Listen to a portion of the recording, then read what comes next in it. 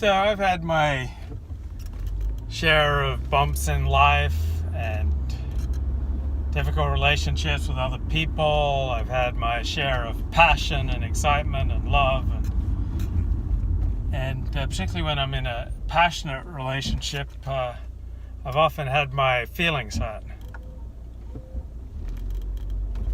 and become righteously indignant with what she's done to me, or just the daily bumps and grinds of life. Someone else will have ripped into me, hurt my feelings, and I'll get indignant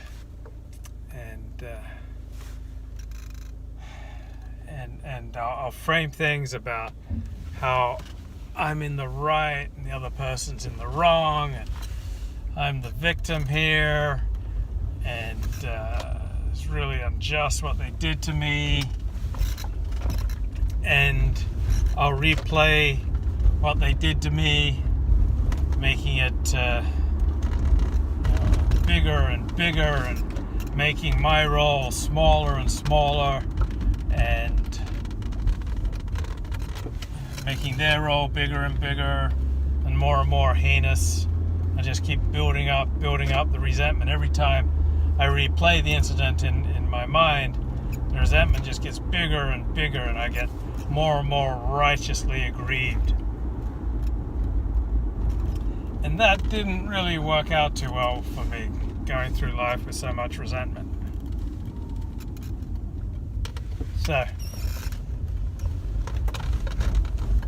I've adopted this new practice I learned through the 12-step program of every day writing out at least 5 forgivenesses, like 5 people that I forgive. Could be from childhood if it's on my mind. Could be from 5 years ago if it's still on my mind. And just a really good way to start the day. Just starting off writing a list of people and places that I forgive. And there's a lot of misunderstanding about forgiveness, that it means exoneration, that it means just letting people off the hook. Well, I guess that's what it means, just letting go. You're not saying that what they did was right. It's just you're letting go. And it doesn't mean that you won't take precautions to minimize that sort of thing happening to you again. If someone borrows money from you and doesn't pay you back, you don't have to lend them more money. Okay? If you lend your car to someone and they damage it and don't pay for the repairs, you don't have to lend them the car again. If you lend someone a book and they don't return it, you don't have to lend them the book again. But forgiveness simply means you stop replaying the awfulness of what they did in your head over and over again. You just let it go. And I noticed that when I was in my relationships and I'd become really aggrieved by something that the girl did, she rescheduled an appointment we made so she could do something else. When I thought about it rationally, I realized that I'd done the same thing many times. Or I would have done the same thing if I'd had the opportunity that she had. Or I would have done the same thing if I was in the position that she was in. And, or at the very least, that I'd certainly thought about doing that thing. And when I think about things rationally, I saw that in no way was I morally superior to this person who was creating so much anger and resentment inside of me. So one of the ways that I've found helpful to learning to forgive other people is to just remember the horrible things, the embarrassing things that I've done with other people. And just imagine if they were broadcast on the front page of the New York Times. How would I feel then? And when I have an accurate understanding of myself, when I remember some of the shameful things that I've done, then find it a ton easier to let go of my righteous indignation at other people. So yeah, I like to write down 5 people I forgive every day. It's just like flushing the toilet. It's just like carrying out the trash. It's just like letting go of possessions that no longer serve you. It's like washing your car. It's like vacuuming and dusting. You're just getting rid of cobwebs and dirt and grime. It doesn't serve you anymore. What the heck? Okay, I'm going to forgive that driver for their horrible driving. I don't like it when people get into my lane. Then another thing that I find really helpful to journal about every day is just write down some things that I'm grateful for, so that I can think about the good things in my life. It's not enough just to think about the good things in your life. You have to write them down. It makes them more concrete and more real. Write down the people I forgive. You just kind of feel the resentment just releasing. And then I like to write about things that I've done well, because I have a tendency to really beat up on myself. You stupid idiot, you worthless jerk. I have this really negative self-talk, and for years, I think circa 2007 to 2009, the most frequent thing that I said to myself was, I'm effed, I'm so effed. And so I find it helpful to replace beating myself up with building myself up. And I can do that by writing down things I've done right, things I've done well. It's like, oh yeah, I got things that I can feel good about in my choices. I got things that I can feel grateful for. And this puts me in a much better frame of mind. Concentrate on my gratitudes. I concentrate on forgiving other people. I concentrate on the things that I'm doing well.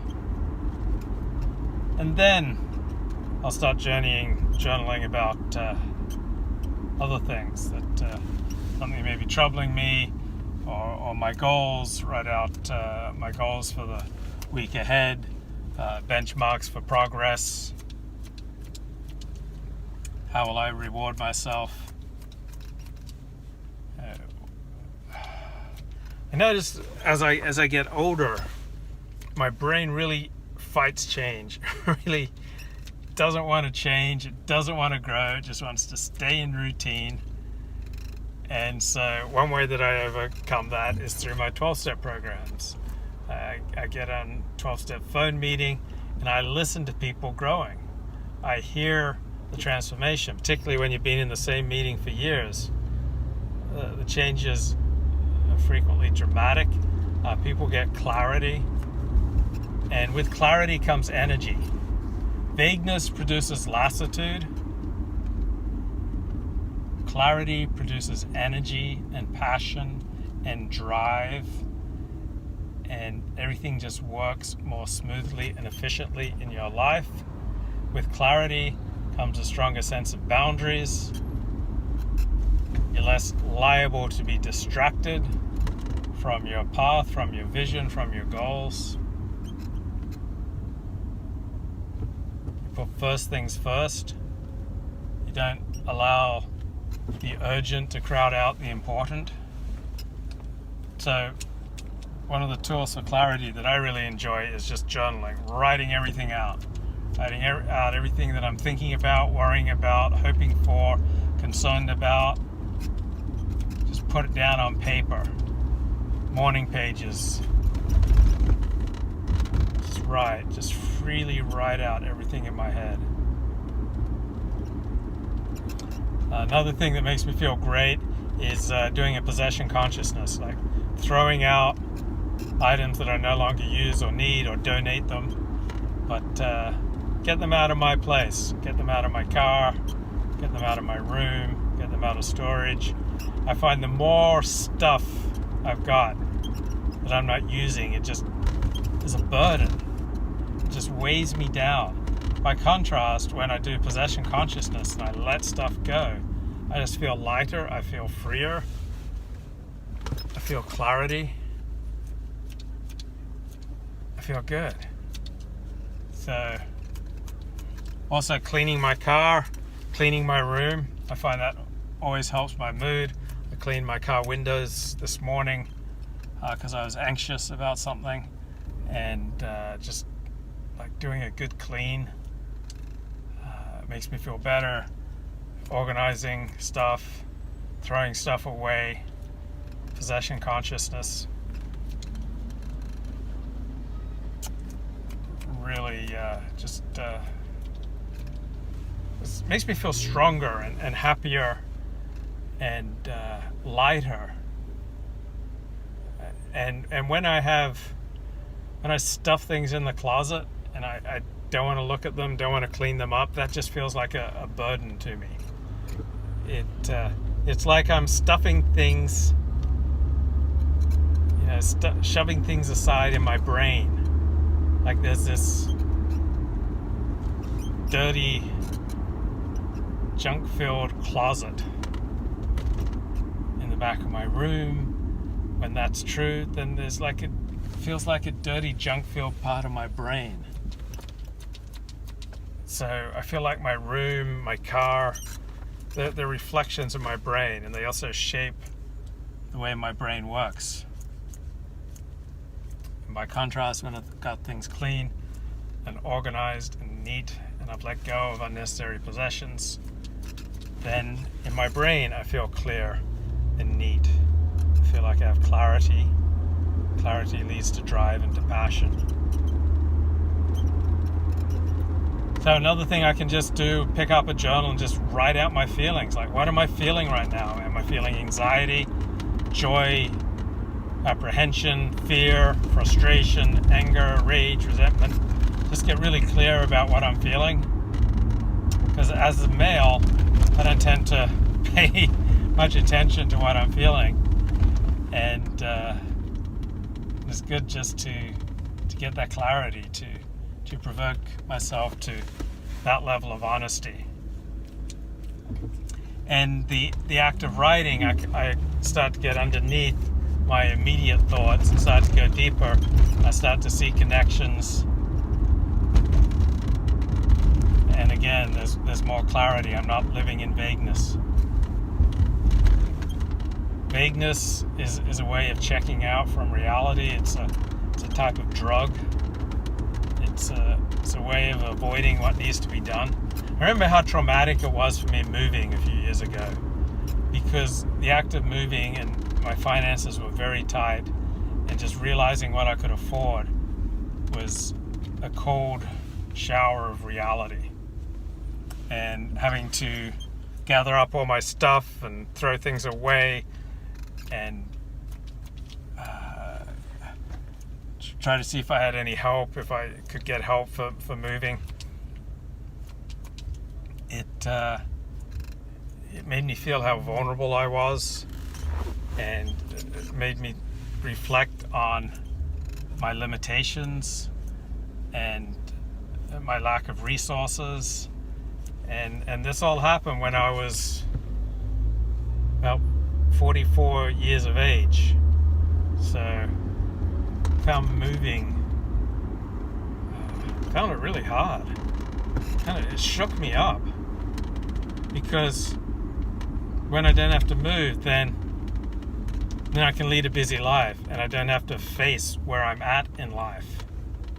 But when I have to move, then I have to face up to my situation in life. And that's like taking a cold shower. You lose a lot of delusions. You can't lose yourself in fantasy and vagueness.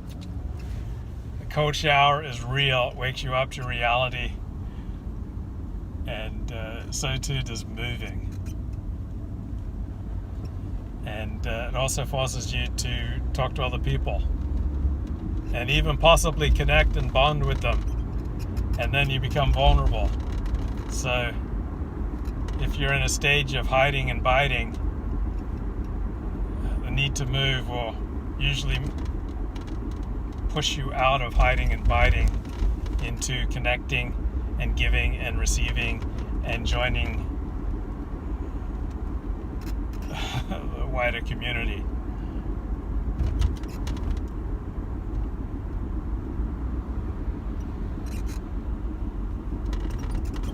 And change, like the brain just really resists change. 52 now, and I'm just so settled in my ways. But it can lead me to change or help me change is human connection, my friends. If my friends are doing something, they're excited about something, then I'm much more likely to try it out. Or if I know I need to do something and I'm anxious or afraid or don't know how to do it, then I can check in with my friends, I can get help, guidance, support. So there are a lot of things in life that I'm not very good at, but that I have friends who are good at it. So when I turn to them, I can benefit from their expertise, and I can expand my world, because my friends know other people. They know all sorts of things that I don't know. So when I simply talk to my friends, I'm expanding my life, or I'm talk to other people. I've like genuine human connection. I notice that my life will start to expand. And that doesn't necessarily come easy to me. Like a large part of me just wants to sit at home and read books all day and stream, just like have these virtual conversations. That's why it's important for me to belong to my Orthodox Jewish community, try to get to shul every day for Torah classes and for prayer, and to volunteer in the community, to visit the sick, to just be of service to others, and have these connections. I've lived in Los Angeles since 1994, and I know a lot of people here since 1994. We've been going to shul together since 1994.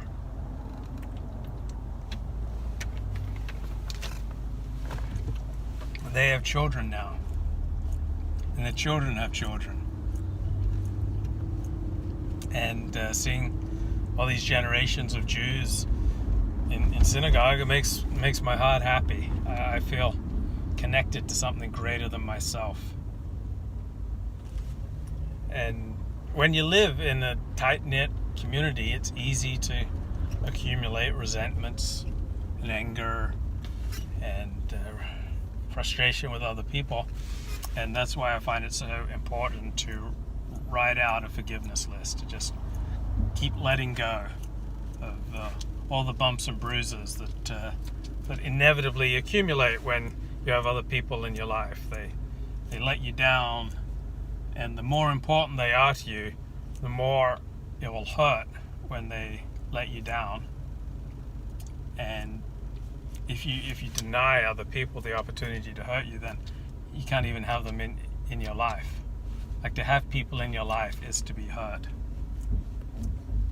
But if you dwell on those hurts and you take revenge for those hurts, and you sabotage those relationships.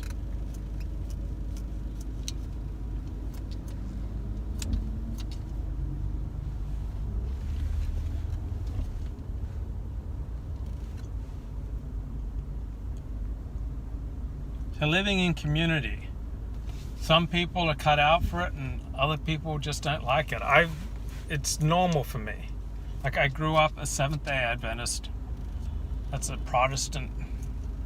It's an outgrowth of the Methodist religion. I grew up in Currumbong, Australia. It's about 2 hours drive north of Sydney. Avondale College is a Seventh-day Adventist college. And my father was the chair of the religion department. And so I grew up with a very strong sense of identity. I was a Seventh-day Adventist. I was an evangelical Christian. I was Dr. Desmond Ford's son. And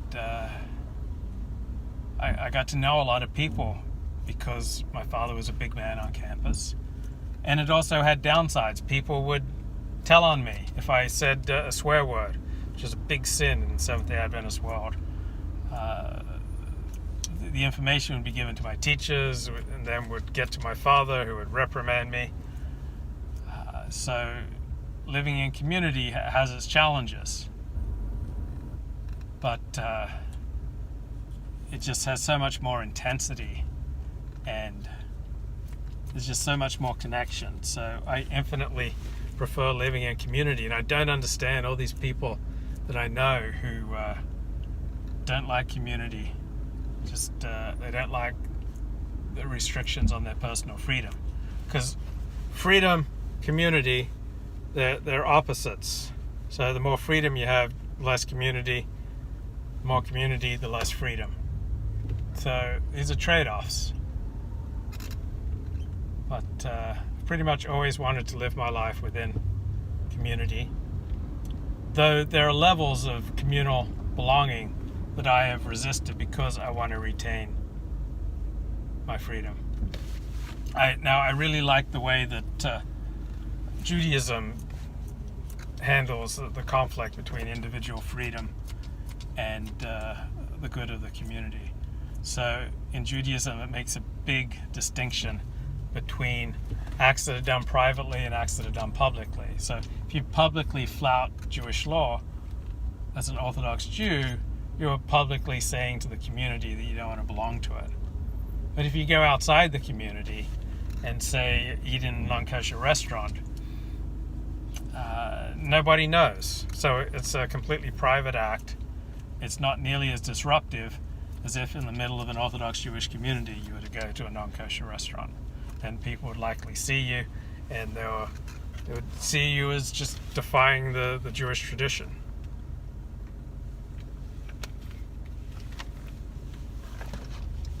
I know this Orthodox Jewish woman, she went and had lunch with her brother, and word got out that she was having lunch with another man. People didn't know it was her brother, so people were all concerned.